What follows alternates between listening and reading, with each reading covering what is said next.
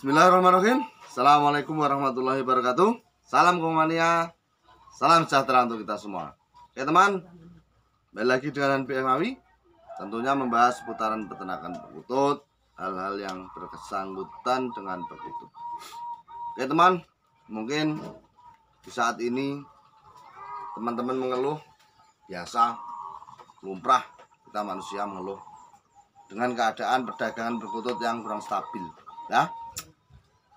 Perlu kita sadari, memang saat ini pemerintah baru menerapkan sistem PPKM yang itu pasti akan menghambat, ya, semua lini dalam sistem perdagangan apapun itu, ya.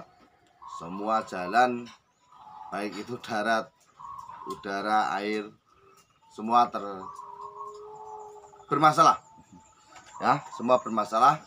Ada yang beberapa armada tidak bisa operasi.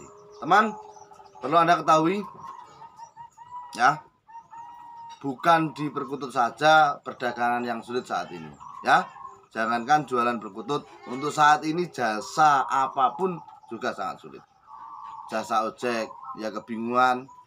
Jasa angkutan umum, kebingungan, ya. Jangankan jasa, jual makanan yang dimakan itu saja sulit, ya. Jual makanan yang untuk dimakan itu sulit.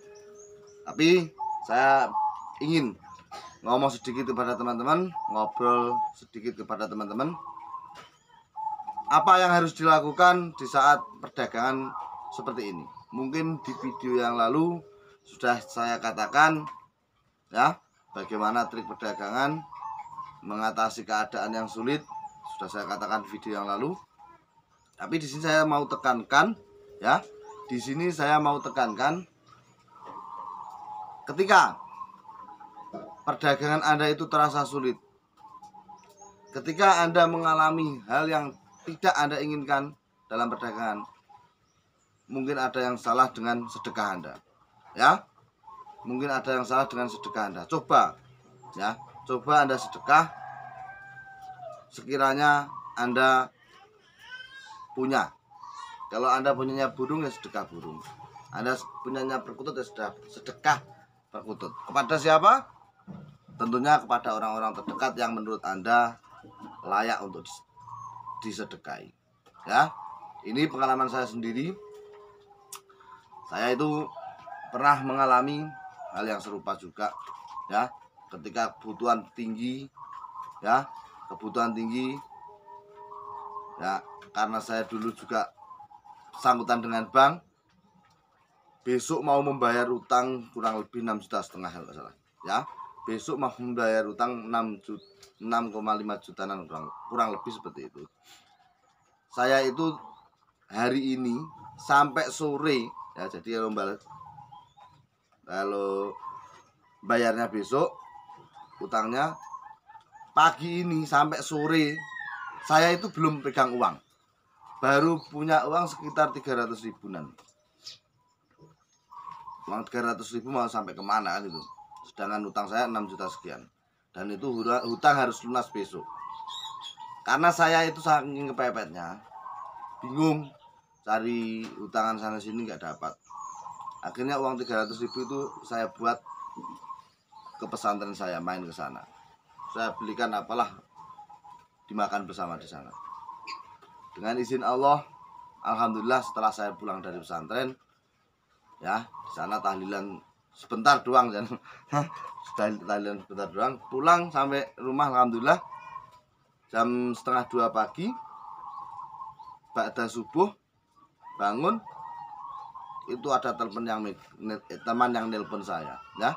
Teman yang nelpon saya itu bilang begini, "Han, ini ada uang 6 juta sekian, tolong bawakan." Maksudnya bagaimana? Ini uang kamu bawahan, gitu. Orangnya bilang, ini uang kamu bawahan, nanti kalau saya pegang uang ini juga akan habis, kamu pegang saja. Lah nanti ini bayarnya kapan? Saya gitu, bayarnya nanti saja, entah 2-3 bulan ke depan, pokoknya uang kamu bawa saja, bayarnya ketika kamu punya uang untuk mengembalikan itu. Hati saya itu seperti rontok rasanya ya. Karena apa? Saya sudah malamnya itu dari pesantren sudah bilang, kalau memang penagih hutang ke rumah saya mau mengambil apa saja, saya siapkan. Adanya motor biar diambil motor. Itu sudah saya siapkan mental saya seperti itu. Tapi alhamdulillah dengan seperti itu, alhamdulillah laku ya. Jadi jangan menyalahkan keadaan ya, dari sini. Jangan menyalahkan keadaan karena PPKM. Tetap optimis ya, tetap iklan, tetap tawarkan dagangan Anda. Karena apa?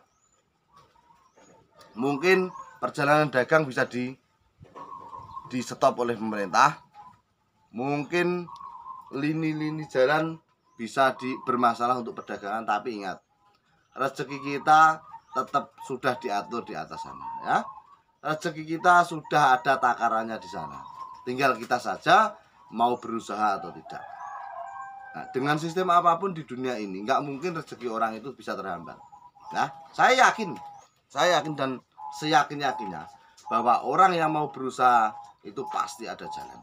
Ya, setiap masalah pasti ada jalan keluarnya. Kalau kamu ada masalah, jangan menyalahkan orang lain, ya. Jangan menyalahkan orang lain. Cari solusinya, cari jalan keluar.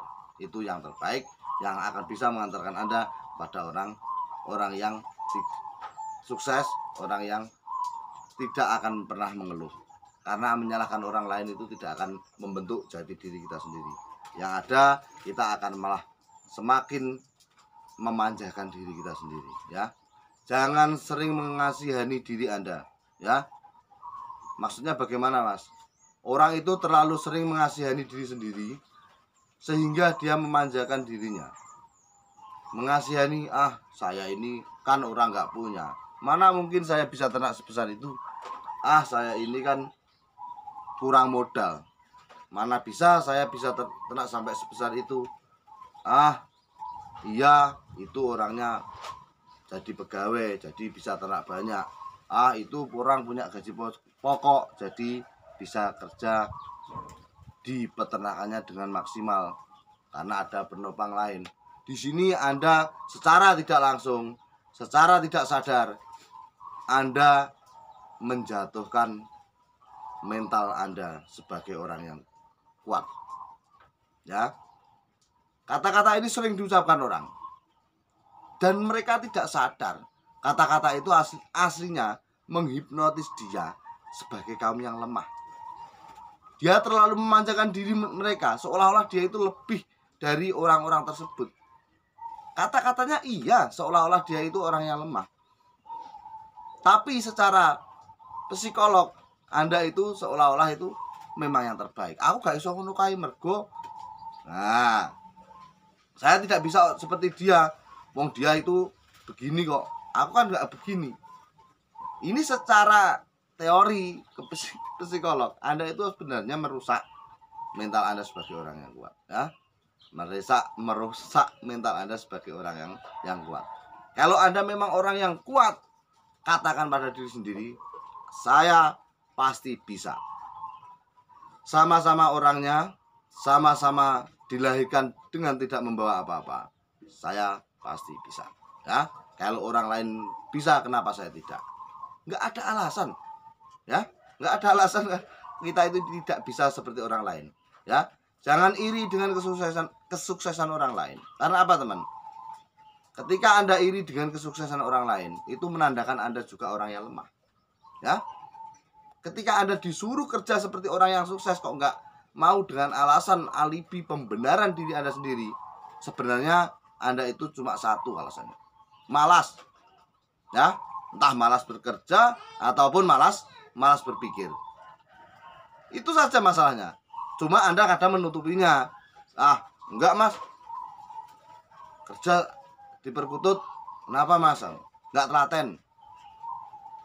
Mending saya kerja lainnya. Ya, kerja ikut orang. Apapun itu. Di sini memang benar.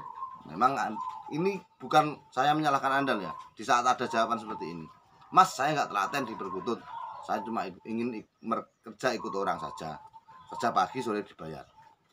Orang seperti ini memang mentalnya mental pekerja. Sebenarnya bukan masalah telaten atau tidaknya, masalahnya mentalnya dia bekerja atau pembisnis. Selesai, tidak yang lain. Ya, ngobrol pagi ini sekian, semoga bermanfaat menghadapi perdagangan, menghadapi situasi kandang, keadaan kita. Semoga bisa menambah motivasi kita dalam menghadapi kehidupan ini. Salam ngikutut, sope patut.